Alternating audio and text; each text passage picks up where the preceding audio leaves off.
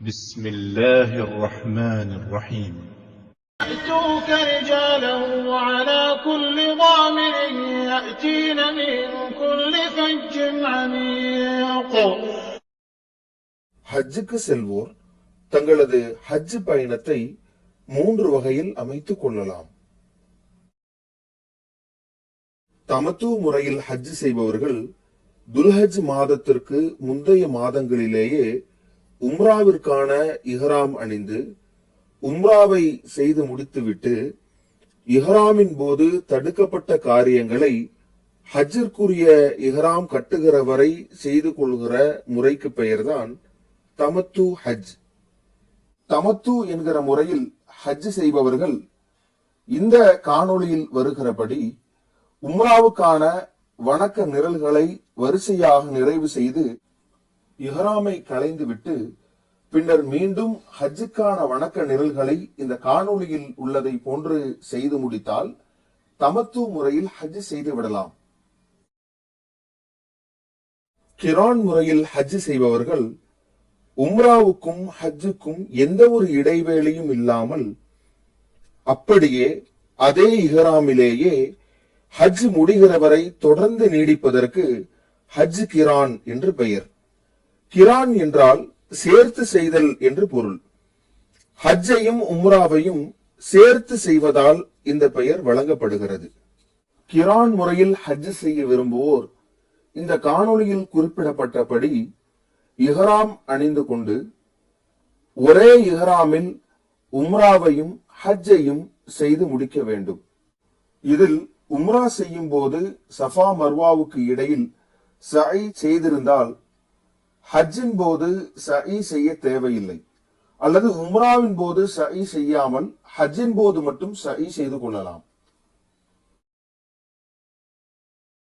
ஹஜ் இஃப்ராத். இஃப்ராத் என்றால் தனித்து செய்தல் என்பது பொருள். ஹஜ்ஜை மட்டும் தனித்து செய்வதற்கு இஃப்ராத் என்று சொல்லப்படும். இவ்வகை ஹஜ் செய்பவர்கள் உம்ரா செய்ய மாட்டார்கள். ஹஜ் இஃப்ராத் செய்ய விரும்புபவர்கள் இந்த காணொளியில் குறிப்பிடப்பட்டபடி ஹஜ்ஜுக்கான வணக்க நிரல்களை செய்தால் மட்டும் போதும். அவர் ஹஜ் இஃப்ராத் செய்துவிடலாம்.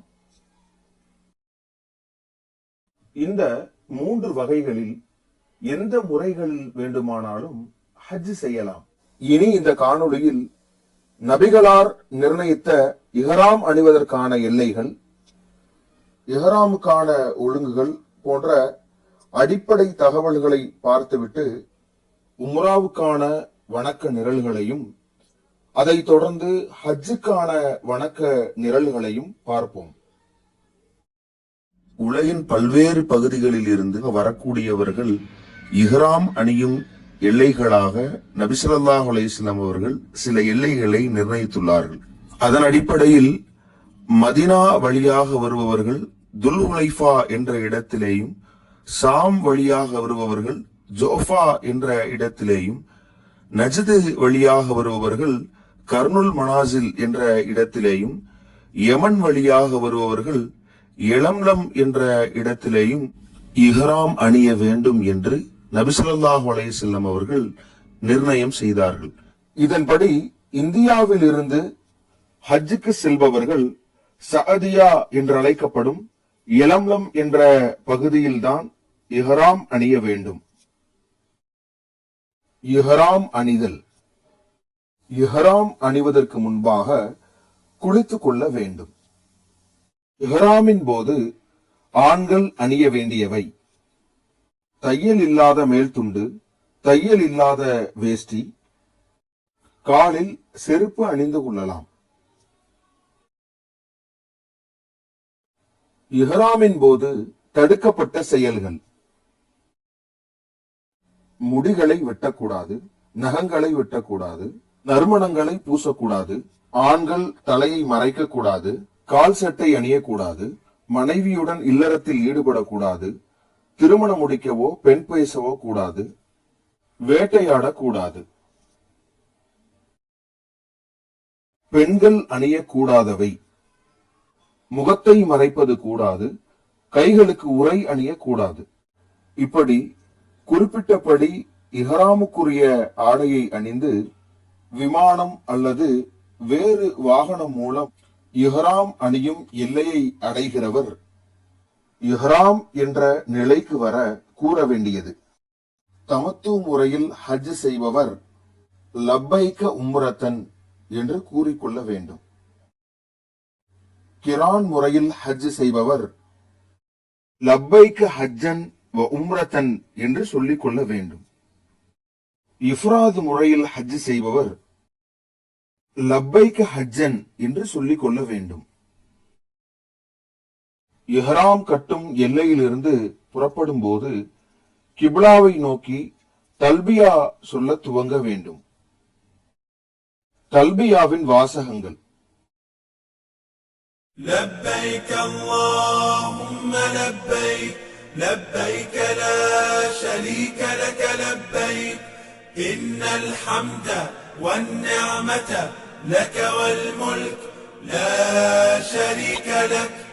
இந்த தல்பியா வாசகங்களை ஆண்களும் பெண்களும் மக்காவின் ஹரம் எல்லை வரை சத்தமிட்டு சொல்லிக் கொண்டே இருக்க வேண்டும்.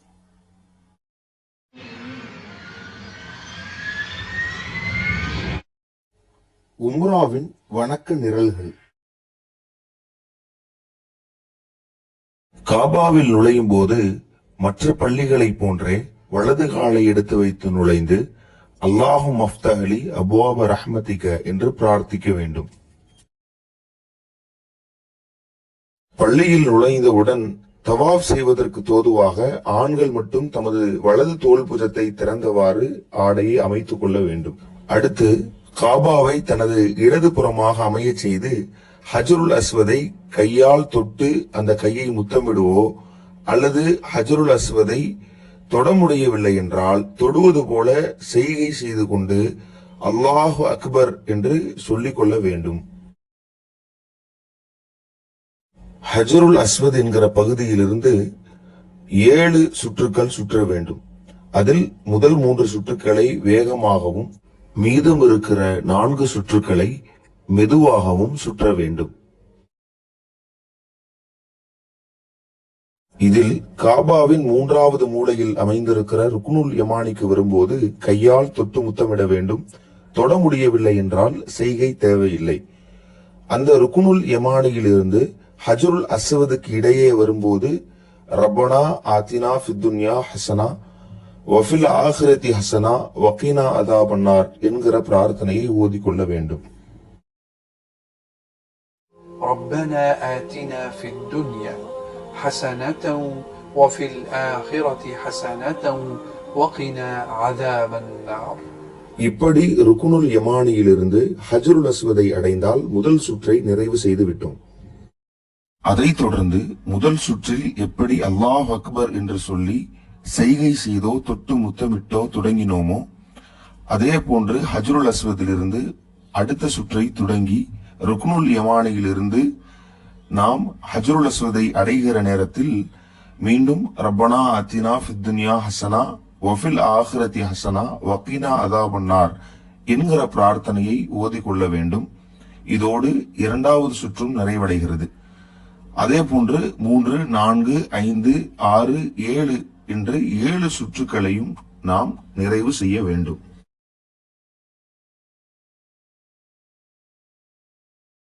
ஏழாவது சுற்றை முடித்தவுடன் தன்னுடைய வலது புறத்தை மூடிக்கொண்டு மகாம் இப்ராஹிமுக்கு சென்று வத்தஹது மின் மகாம் இப்ராஹிம முஸல்லா என்று ஓத வேண்டும்.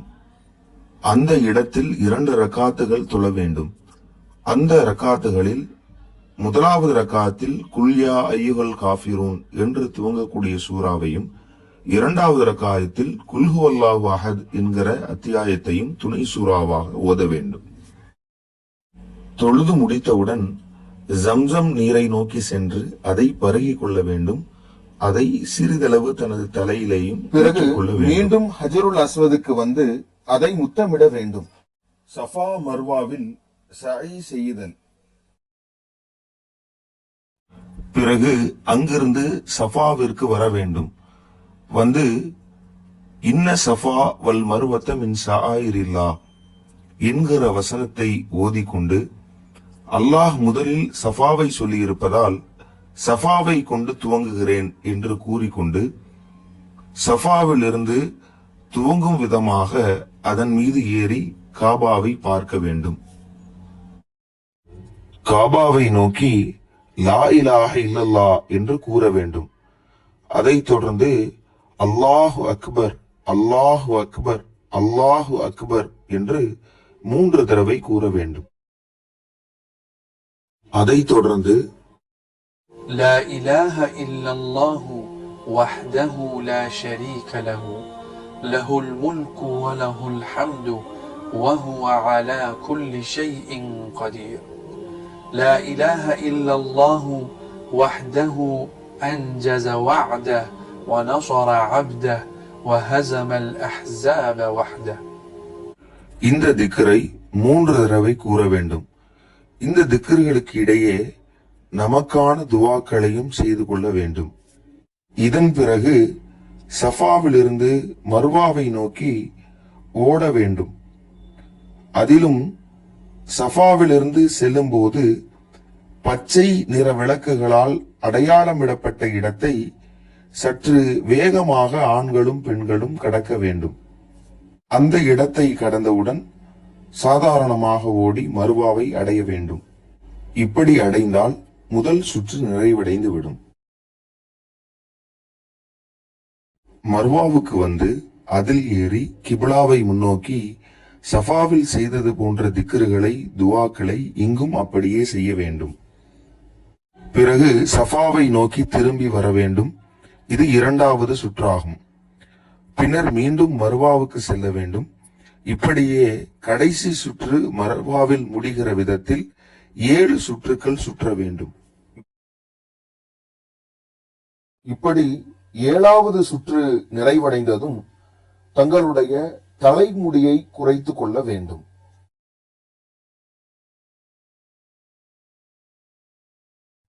இத்துடன் உம்ரா நிறைவடைகிறது. தமத்து முறையில் ஹஜ் செய்வோர் இதன் பிறகு துல்ஹஜ் பிறை 8 ஹஜ்ஜுக்குரிய இஹ்ராம் கட்ட வேண்டும். அதுவரை இஹ்ராமின் போது தடுக்கப்பட்ட மனைவியுடன் இல்லறத்தில் ஈடுபடுவது உட்பட அனைத்தும் இப்போது அனுமதிக்கப்படுகின்றது. இந்த அனுமதி துல்ஹஜ் பிறை 8 ஹஜ்ஜுக்கான இஹ்ராம் கட்டுகிற வரை நீடிக்கும். இதில் கிரான் முறையில் ஹஜ் செய்வோர் உம்ரா முடித்த பிறகு எந்த ஒரு இடைவேளையும் இல்லாமல் அப்படியே அதே இஹ்ராமிலேயே ஹஜ் முடிகிற வரை தொடர வேண்டும். ஹஜ்ஜுக்கான நிகழ்ச்சி நிரல். துல்ஹஜ் பிறை 8ஆம் நாள் ஹஜ்ஜுக்கான வணக்க நிரல்கள் தொடங்குகிறது. தமத்து முறையில் ஹஜ் செய்பவர்கள் லப்பைக்க ஹஜ்ஜன் என்று கூறி ஹஜ்ஜுக்காக இஹ்ராம் கட்டிக் கொள்ள வேண்டும். இனி இஹ்ராமின் போது பேண வேண்டிய ஒழுங்குகளாக நாம் முன்னர் கூறிய அந்த ஒழுங்குகளை பேணிக் கொள்ள வேண்டும். தங்கியிருக்கும் இடத்திலேயே இஹ்ராம் கட்டி லப்பைக் அல்லாஹும்ம லப்பைக் என்று தொடங்குகிற தல்பியா வாசகங்களை கூற தொடங்க வேண்டும். 10ஆம் நாள் அன்று ஜம்ரத்துல் அகபாவில் கல்லறிகிற வரை தல்பியாவை நிறுத்தாமல் சொல்ல வேண்டும். பிறகு மினாவுக்கு சென்று அங்கு மறுநாள் பிறை 9 காலை வரை தங்க வேண்டும்.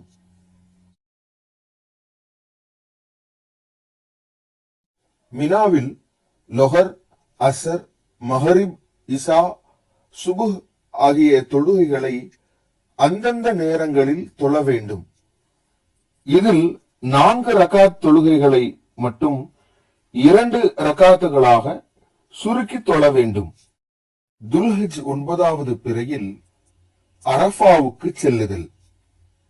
சூரியன் உதயமானதும் மினாவில் இருந்து அரஃபாவுக்கு செல்ல வேண்டும். அவ்வாறு செல்லும் போது லப்பைக் அல்லாஹும்ம லப்பைக் என்று தொடங்குகிற தல்பியாவையோ அல்லது அல்லாஹு அக்பர் என்று தக்பீரும் சொல்லிக் கொள்ளலாம். நமீரா என்ற அரஃபாவுக்கு அருகில் உள்ள இடத்தில் உச்சி சாயும் வரை இருந்து கொள்ள வேண்டும். சூரியன் உச்சி சாய்ந்ததும் அரஃபாவுக்கு சற்று முன்பாக அமைந்திருக்கிற பத்ருல் வாதி அல்லது உர்னா என்கிற இடத்திற்கு வர வேண்டும்.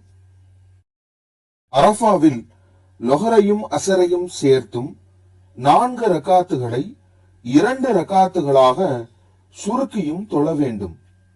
இவ்விரு தொழுகைகளுக்கும் ஒரு பாங்கு 2 இகாமத் சொல்ல வேண்டும்.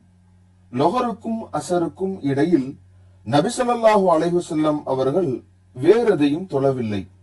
அரஃபாவில் எந்த இடத்திலும் தங்கிக் கொள்ளலாம். அரஃபா இல்லையேல் ஹஜ் இல்லை என்கிற அளவு அரஃபாவில் தங்குவது முக்கியத்துவமான ஒன்று. ஜபலுர் ரஹ்மாவில் துஆ செய்தல்.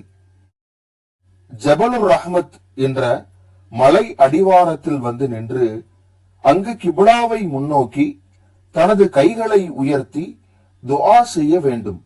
தல்பியாவும் சொல்லிக் கொள்ள வேண்டும். இல்லையேல் அரஃபாவில் எங்கும் நின்று கொள்ளலாம். சூரியன் மறைகின்ற வரை அங்கு இருக்க வேண்டும். அரஃபா நாளில் ஹாஜிகளுக்கு நோன்பு இல்லை. முஸ்தலிஃபாவுக்கு செல்லுதல்.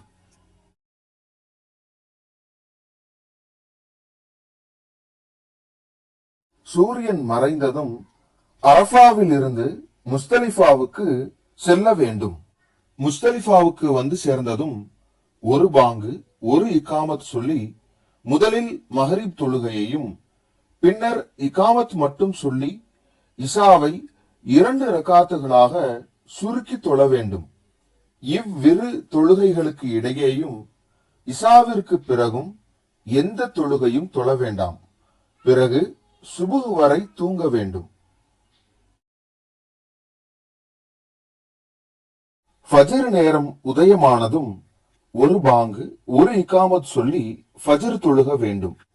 பலவீனமானவர்கள் பெண்களை தவிர உள்ள ஹாஜிகள் அனைவரும் முஸ்தலிஃபாவிலேயே ஃபஜ்ர் தொழுக வேண்டும். பெண்கள் மற்றும் பலவீனமானவர்கள் நெருக்கடியை தவிர்ப்பதற்காக நடு இரவுக்கு பின் செல்லலாம். மஸ்அருல் ஹராமில் துஆ செய்தல். மஸ்அருல் ஹராமுக்கு சென்று கிப்லாவை முன்னோக்கியவாறு அல்லாஹுவை புகழ்ந்து தக்பீர் கூறி லா இலாஹ இல்லல்லாஹ் போன்ற திக்ருகளை செய்ய வேண்டும். பிரார்த்தனைகளையும் செய்து கொள்ள வேண்டும். வானம் வெளுக்கின்ற வரை, அதே சமயம் சூரியன் உதிப்பதற்கு முன்பு மஸ்அருல் ஹராமில் துஆ செய்ய வேண்டும். முஸ்தலிஃபாவில் எங்கு வேண்டுமானாலும் தங்கிக் கொள்ளலாம். மீண்டும் மினாவுக்கு செல்லுதல். பிறை 10 அன்று காலை சூரியன் உதிப்பதற்கு முன்னால் மினாவுக்கு திரும்ப வேண்டும். பத்ருல் முஹஸ்ஸர் என்ற இடத்தை அடைந்ததும் சற்று வேகமாக செல்ல வேண்டும். ஜம்ரத்துல் அகபாவுக்கு மைய பாதையில் செல்ல வேண்டும். கல்லறிவதற்காக முஹஸ்ஸரில் அதாவது மினாவில் கற்களை பொறுக்கிக் கொள்ள வேண்டும். ஜம்ரத்துல் அகபாவிற்கு கல்லறிவதற்காக செல்லுதல். ஜம்ரத்துல் அகபா என்பது முஸ்தலிஃபாவில் இருந்து திரும்பும் போது கடைசியில் அமைந்திருக்கும் அகபாவாகும். மக்காவிற்கு மிக அருகில் அமைந்ததாகும். மினா நமது வலது புறத்திலும் மக்கா நமது இடது புறத்திலும் அமைந்திருக்கும் நிலையில் ஜம்ரத்துல் அகபாவை முன்னோக்கி நிற்க வேண்டும்.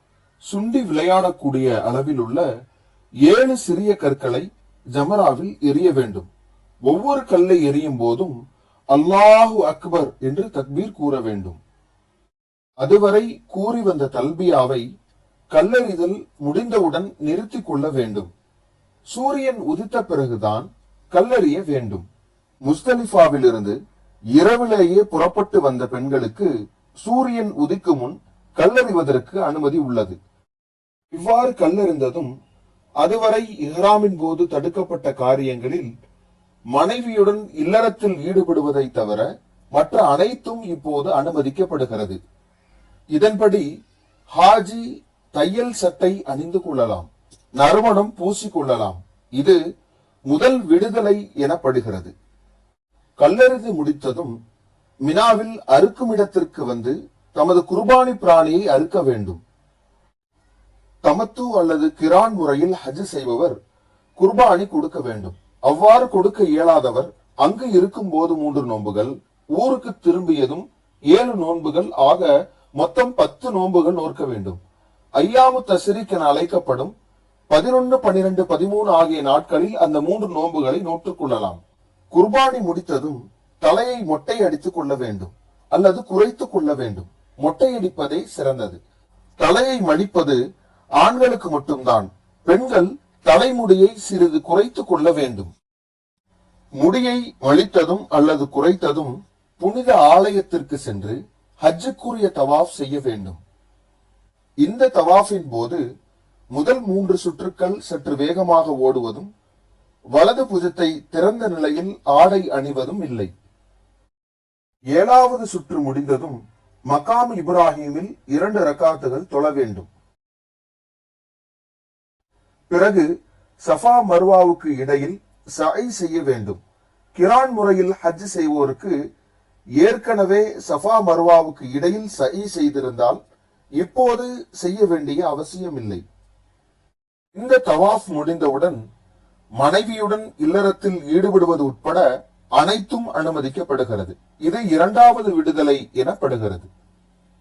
ஜம்சம் நீருக்கு அருகில் வந்து அதை பருகிக் கொள்ள வேண்டும். இஹ்ராமில் இருந்து உள்ள சலுகையை யார் பெற முடியும்? கல்லெறிதல், குர்பானி கொடுத்தல், முடிகளைதல் ஆகியவை முடிந்ததும் முதல் விடுதலை என்று பார்த்தோம். இந்த சலுகையை பெற வேண்டுமானால் அன்றைய தினம் 10வது நாள் சூரியன் மறைவதற்கு முன்பு தவாஃபுல் இஃபாலா செய்தாக வேண்டும். முதல் விடுதலை பெற்றவர் தவாஃபுல் இஃபாலா செய்யாமல் சூரியன் மறைந்து விட்டால் அவருக்கு அந்த சலுகை ரத்தாகிவிடும். அதாவது இஹ்ராமுடைய நிலைக்கு வந்து விடுவார். அதனால் அவர் தையல் ஆடை அணியவோ நறுமணம் பூசவோ கூடாது. இந்த நிலையை அடைந்தவர் தவாஃபுல் இஃபாலா முடித்த பின்னர் தான் தையல் ஆடை அணிதல், நறுமணம் பூசுதல் போன்ற சலுகையை பெற முடியும். அதே போல 10ஆம் நாளன்று கல்லெறிதல், பலியிடுதல், தலைமுடியை களைதல், தவாஃபுல் இஃபாலா ஆகிய வரிசைப்படிதான் நபி ஸல்லல்லாஹு அலைஹி வஸல்லம் அவர்கள் செய்துள்ளார்கள். அதன்படி நாமும் செய்ய வேண்டும். எனினும் இந்த வணக்கங்களை முன்பின் மாற்றி செய்துவிட்டால் குற்றமில்லை. பிறகு மினாவுக்கு வந்து 11, 12, 13 ஆகிய நாட்களில் தங்க வேண்டும். தக்க காரணம் உள்ளவர்கள் மட்டும் மக்காவில் தங்கிக் கொண்டு மினாவில் வந்து கல்லெறியலாம்.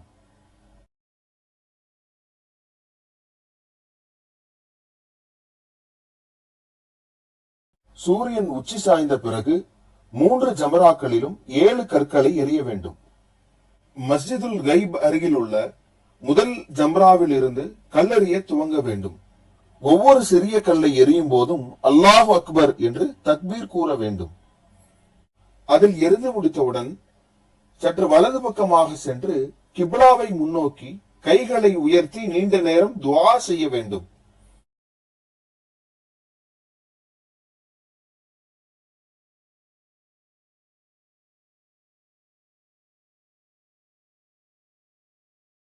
பிறகு 2வது ஜம்ராவுக்கு வந்து முதல் ஜம்ராவை போன்றே கல்லெறிய வேண்டும். பிறகு இடது பக்கமாக சென்று கைகளை உயர்த்தி கிப்லாவை நோக்கி நீண்ட நேரம் துஆ செய்ய வேண்டும். அடுத்து 3வது ஜம்ராவுக்கு வந்து மக்கா நமது இடது புறமாகவும் மினா நமது வலது புறமாகவும் அமையுமாறு நின்று கல்லெறிய வேண்டும். இங்கு கல்லெறிந்த பிறகு அங்கு நிற்கக்கூடாது. துல்ஹஜ் பிறை 12 அன்று கல்லெறிவதற்காக செல்லுதல்.